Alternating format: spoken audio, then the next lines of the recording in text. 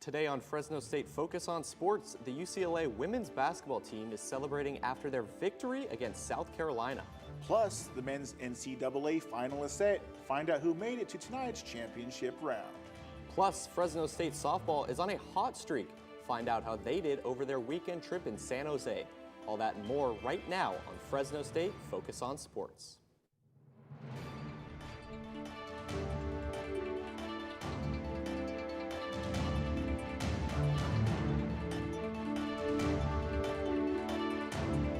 Hello and welcome to Fresno State Focus on Sports. I'm Finley Pendergast. And I'm Jerry Hawker. We have a lot to break down on today's sportscast. Let's get started with this year's NCAA National Championships down in Southern California. The UCLA women's basketball team is the 2026 national champions, defeating South Carolina 79-51. The Bruins finished the job with elite efficiency on both ends. UCLA shot over 50% from the field and dominated the glass. And in her final game as a Bruins senior, Gabriela Jaquez delivered with amazing shots and determination for a national title. This is the very first women's basketball national title for the Bruins.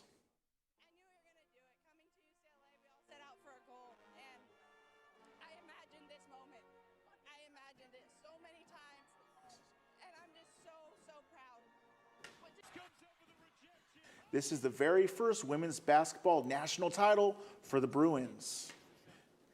And so the UCLA becomes one of three schools at all time to win a men's national title for basketball, a women's national title for basketball, and a football title.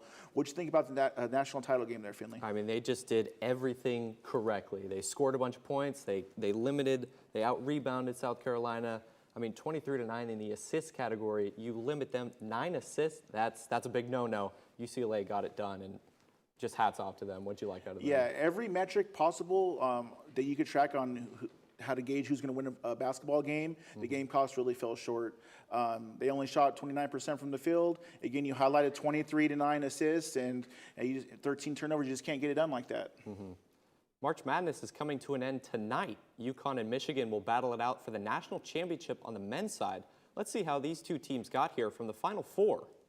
The UConn Huskies faced the Illinois Fighting Illini on Saturday. The Huskies were in control for most of the game, but Illinois was able to stay on their heels with a minute to go. UConn freshman Braylon Mullins played hero once again with this dagger coming off the screen. I mean, look at the Indiana smooch, as Bill Raftery would say. The Huskies are in the championship game for the third time in 4 years. Later that night, it was a battle between two #1 seeds, Michigan and Arizona. The Wolverines overwhelmed the Wildcats all game long. Despite an injury to Big Ten Player of the Year Yaxel Lenderborg, Michigan took care of business with an 18-point win. Tip-off for tonight's championship between UConn and Michigan is set for 5:50 tonight on TBS, TNT, and True TV. The matchup is set UConn against Michigan. Jerry, who do you like in this matchup? I got to take UConn. Before Yaxel Lendenberg's injury status, I probably would have took Michigan. They're really more of a complete squad, but he's really an X factor for them. Without him, there might be a mismatch in the front end. UConn's Reed might end up taking over, and I don't know if Amara for the Wolverines will be able to pull enough slack to get that done. Yeah, I think this is the battle between the immovable force and unstoppable object. I mean, UConn plays defense, Michigan scores a ton of points. This is going to be a crazy game. It's just one more game, but it's always sweet. Yeah, and UConn 6-0 national championship game appearances, and they might be going 7-0 after this one tonight. And just in, Riley Bocchini was named the Mountain West Player of the Week. Bocchini and the Fresno State softball team are riding a 3-game win streak going into this week's matchups. The Bulldogs showed up in San Jose on Thursday and secured the first win after extra innings with a final score of 4-3. On Friday, the ladies set the tone early, putting up 7 runs in the first inning alone, taking the win 14-6. Sophomore Bocchini led the offense through the entire series, hitting a triple in all 3 games. Here's a look at one of those hits. That's a liner in the right field. That's down, and it's going to be extra bases. Tingy's in to score. Van Cleve in to score. Here comes Liana. A 3 RBI triple for Riley Bocchini. The Dogs recorded their first conference series sweep against the Spartans on Saturday, totaling 37 hits through all 3 games. The Dogs will host Grand Canyon University for a doubleheader this Wednesday with a first game start time of 12 p.m. The Diamond Dogs are still trying to recover after tough losses against GCU at home this weekend. They took the first of the series with a 10-8 score, putting up 15 hits, one of their top offensive outputs this year. They fell short in Game 2 with a 3-0 loss, marking the first total shutout since their March 6th game against Arizona. Fresno State couldn't make a comeback in Game 3. The Dogs out-hit GCU but left 12 runners stranded on base. They dropped the series with a final score of 7-5. The Diamond Dogs head to Sacramento State tomorrow for the next matchup starting at 6:05 p.m. And track and field is back home tonight with several new personal records. The Dogs competed in 3 separate meets across the Bay Area over the weekend. Long-distance runners went to San Francisco State.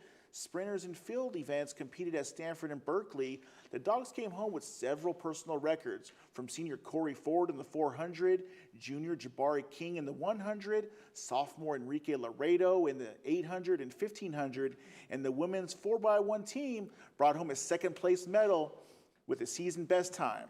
Fresno State track and field heads to Azusa Pacific on Friday. Saddle up, Bulldogs, because our Cowgirls are still competing. After a tough loss to TCU over in the Big 12 Championship semis, the girls are still alive.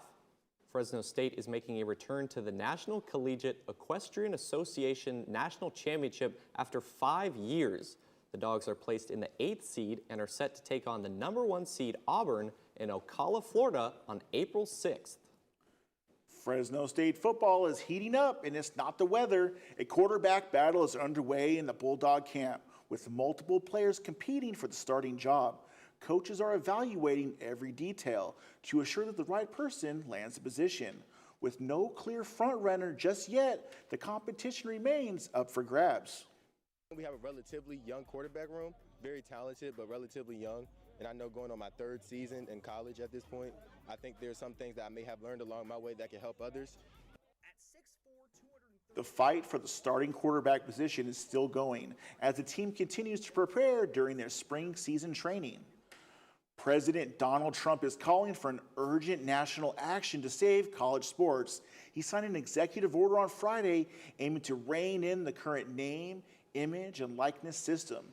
The president's order would force schools to comply or risk federal funding. If it's not overturned in court, it would go into effect August 1st.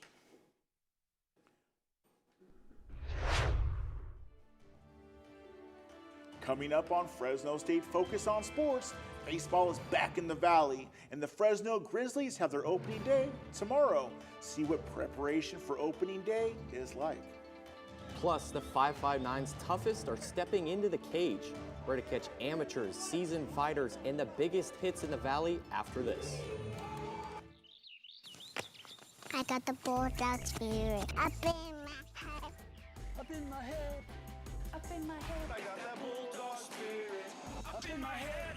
Up in my head to stay. I got that Bulldog spirit. Deep in my heart. Deep in my heart. Deep in my heart. Got that Bulldog spirit. Deep in my heart. Deep in my heart to stay. I got that Bulldog spirit. Down in my toes. Down in my toes. Down in my toes. I got that Bulldog spirit. Down in my toes. Hey! Down in my toes to stay. I got that Bulldog spirit. Up in my head. Deep in my heart. Down in my toes. I got that Bulldog spirit. All over me.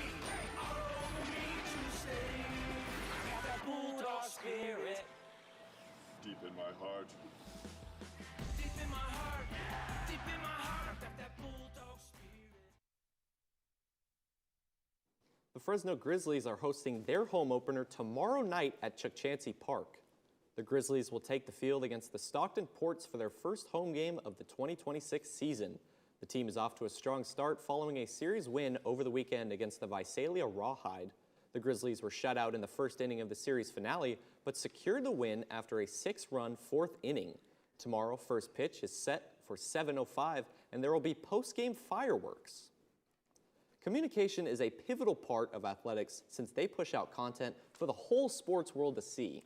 Isaac Marquez is live on set with an intern in sports communication. Thanks, guys. In the world of sports, it's usually the star quarterback or the seasoned, gritty veteran point guard that gets to shine. But the unsung hero of the sports world is the communications department. They inform the masses of what's happening. With me today is Jake Dvorak. He's a communications intern for Fresno State Athletics. Jake, let's just jump right into it. What exactly do you do on a day-to-day basis? So when it comes to day-to-day, I'll go to the games and basically help out anything that the sports information director needs. They handle the communication between the sports team and the fans and the media. So whether that's making game recaps for what happened, doing the scoring for like ESPN and stuff like that, the box scores, or handling communication between different coaches and sports, and also social media is a big part of it. And there's so much going on in that world. How do you and the SIDs manage to push out content still? You just manage to go along with the game. I think the more games that you go to, the more like on time that you kind of get with it. And just making sure that you're doing everything that you need to be doing, so that way the next person is going to be able to do what they're doing. And real quick, you are a part of the athletics team. How do you feel being a part of something at Fresno State like that? I just love being a part of Fresno State Athletics. I think they're kind of like the underdogs, and it's just a really great part, and they have really great fans here in the Valley. So I think it's really awesome. Jake, thank you so much for your time. Back to Finley and Jerry. Fighters are celebrating, and recovering after fighting it out in the cage at 559 Fights over the weekend. Over a dozen fights took place at the Visalia Convention Center in all different weight classes. The prelims had a handful of first-round wins and some split decisions, but when the main card started, the crowd was amped. The last 3 fights of the night were all for titles. Israel Aldama defended his super lightweight belt against Rick Ugalde with a TKO finish. Then the undefeated Noah Ozuna finally lost his O against Luis Ramos for the Bantamweight Championship in a split decision. The main event featured a rematch between German Tabata and Eric Arroyo. Arroyo walked out with a flag honoring his recently deceased grandfather. And despite his valiant effort, he lost in a split decision. Tabata knelt with Arroyo after the match in a sign of respect. UFC Fight Night Moicano versus Duncan is in the books, and it was another exciting card put on by the world's premier MMA organization. In main card action, Ethan Ewing continued his march up the bantamweight mountain with a third-round stoppage of Brazilian standout Rafael Estevam.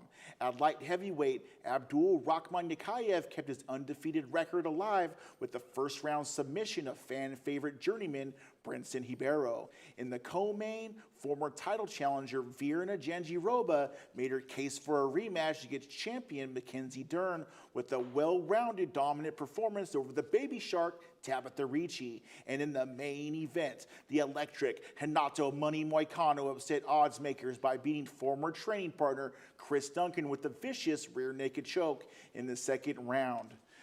Finn, Chris Duncan's nickname is a problem, but Renato Moicano ended up being a problem for him. What were your takeaways from that main event on Saturday? It's always interesting when you have these fighters that are in the same camp, that were at the same gym, and they're fighting. We've seen it with Jorge Masvidal and Colby Covington, and you see it. I think some of those battles that they had in practice really worked out for Moicano, because Moicano beat him in practice quite a bit. Yeah, the grappling exchanges in the training realm went all Moicano's way, and Chris Duncan ironically got clipped by a punch that sent him down to the mat, which opened it up for Moicano to finish him. Well, we started the sportscast with basketball, so let's end on the court too, with the NBA and its weekend of highs and lows. One superstar went down, while another made a statement return. The Los Angeles Lakers are in turmoil right now as Luka Doncic went down with a grade 2 hamstring strain against the Thunder. The Lakers will be without their MVP caliber player for the rest of the regular season. Meanwhile, a statement returned from former Bulldog Paul George. Back from suspension, George has exploded offensively and has led the 76ers to 4 wins over their last 6 games. No more Podcast P. That's all the time we have, folks. Thanks for tuning in this week in Fresno State Focus on Sports. Tune in this Wednesday for our 5th newscast. We go into the stars and learn about Artemis II, and also look at the marine conservation at the Fresno Chaffee Zoo. We'll see you then.